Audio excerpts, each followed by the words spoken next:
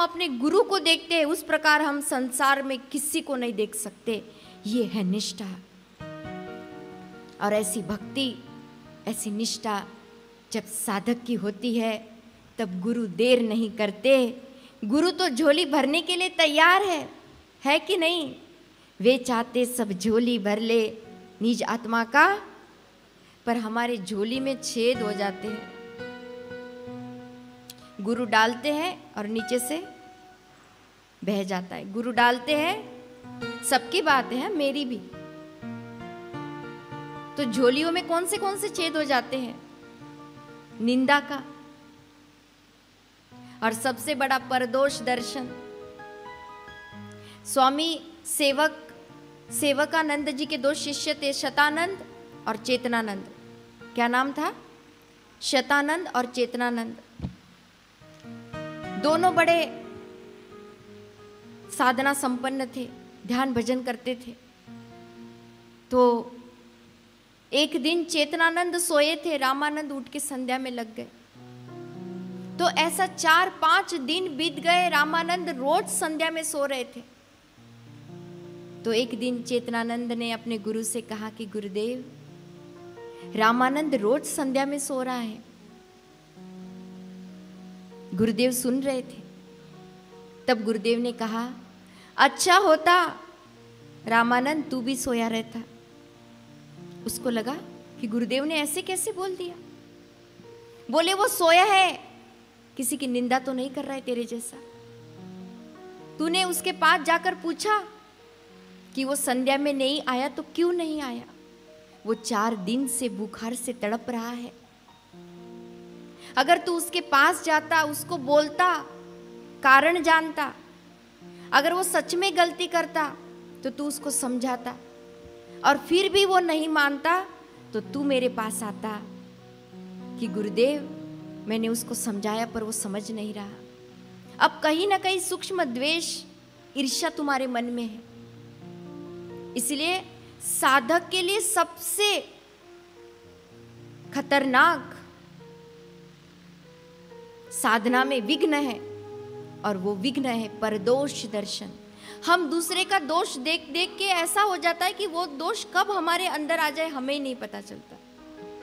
अरे भाई ये ऐसा करते हैं, ये ऐसा करते हैं, ये ऐसा करते हैं।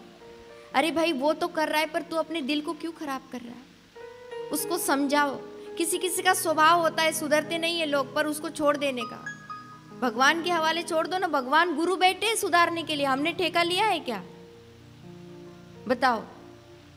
हम अगर कोई भी सेवा करें तो ये मन में ना रखे कि हम सुधारने के लिए बैठे हैं। सुधारने के लिए गुरु काफी है। हमारी आवश्यकता, हमारा तो काम इतना है, हमारी सेवा से उनको गुरु तक पहुंचा दो, फिर आगे का काम गुरु करेंगे। इसीलिए अगर साधकों के मन में ऐसा आता है, किसी के प्रति किसी का दोष देखकर उसको छोड़ देने का, उसको समझाओ प्रेम से। अगर नहीं मानता है, आप सेवा में बहुत आगे बढ़ोगे। और मधुर व्यवहार बहुत जरूरी है।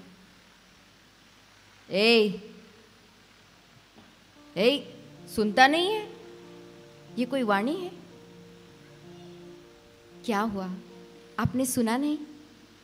ये मधुर व्यवहार है, और मधुर व्यवहार हमेशा याद रहता है। अगर किसी की गलती हो गई और उसके साथ आपकी अनबन हो गई, तो शाम होने से पहले उसको माफी मांग लो। क्या जाएगा? अरे 4 दिन की जिंदगी है, क्यों किसी के लिए द्वेष रखना, क्यों किसी के लिए ईर्ष्या रखना? सही है ना? अगर किसी बहन के साथ सेवा में अनबन हो गई, अब देखो ऐसी कोई कुशल बहन है जो घर में भोजन बनाती पर एक भी बर्तन की आवाज नहीं आती। आती है कि नहीं आवाज? आएगी। और अगर पतिदेव से लड़ाई हुई होगी तो बर्तन की आवाज से ही पतिदेव को पता चलता है, जय हो, धाड़, दूसरा बर्तन, धाड़, तीसरा बर्तन, धाम धाम। ऐसे बर्तन गिरते हैं रसोड़े में कि सबको लगता है बाप रे, आज भोजन बनेगा कि पता नहीं क्या बनेगा। तो अगर भोजन बनता है तो बर्तनों की आवाज आएगी। पर उसके लिए ऐसा नहीं है। जैसे आप आपस में सेवा करते हो तो लड़ाई होगी, पक्की बात है। लड़ाई मतलब थोड़ी बहुत खट्टी मीठी, पर उसको भूल जाना, उसकी गांठ नहीं बंधनी चाहिए। अगर किसी ने गलती कर दी, उसको बोल दिया, पर दूसरे दिन देख बहन ऐसा हुआ था इसलिए मैंने तुमको ऐसा बोला, बाकी मेरे मन में कुछ नहीं है। हम एक ही संतान, एक ही गुरु की संतान है। मुझ में राम, तुझ में राम, सब में राम समाया है। ना जाने फिर भी किस मूर्ख ने लड़ना हमें सिखाया है। हम तो बापू के ही बच्चे हैं ना। तो फिर अगर कुछ हो भी जाए, और देखना, आप मुझे बताओ कि हमें भिखारी बनना अच्छा लगता है कि दाता? बोलो तो भाई, हमारे भाइयों को पूछ रहे हैं, हमें दाता बनना अच्छा लगता है कि दे दे भाई कटोरा लेके, दे दे दे दे, अरे भाई दे दे, कुछ तो दे दे। हाँ, कटोरा लेके घूमना अच्छा लगता है क्या? अरे भाई दे दे, तू थोड़ा सा दे दे रे बाबा, अरे बाबा तू दे दे रे, ऐसा अच्छा लगता है क्या?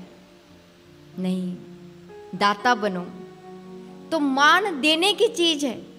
अरे उसने मुझे बुलाया नहीं, उसने मुझे ऐसा बोल दिया, अरे मान देने की चीज है।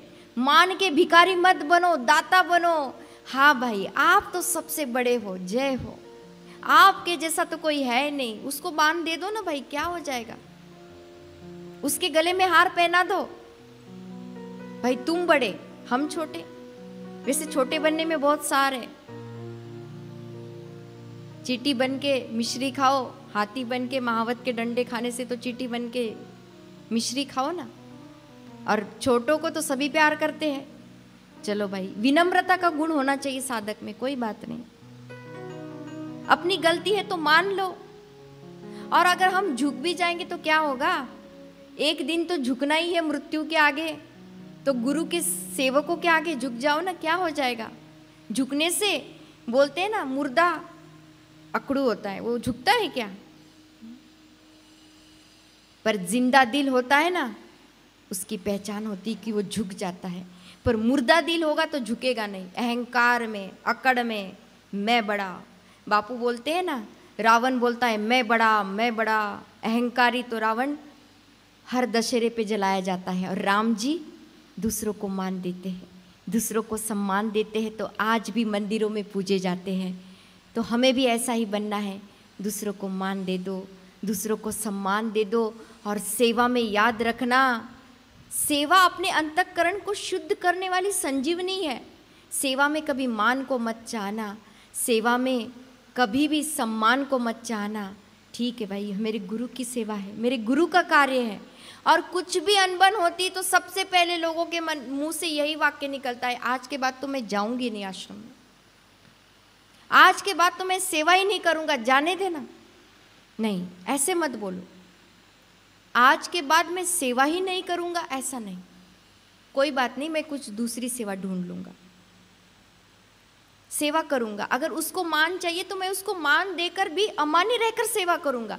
पर गुरु की सेवा छोड़ने की बात हमारे मुंह से नहीं निकलनी चाहिए। भले कैसी भी परिस्थिति आए, पर हमें आश्रम जाना है, हमें सेवा करनी है। और ऐसा अगर हुआ तो वो दिन दूर नहीं कि हर जगह हमारे गुरुदेव का डंका बजेगा। बजाना है कि नहीं?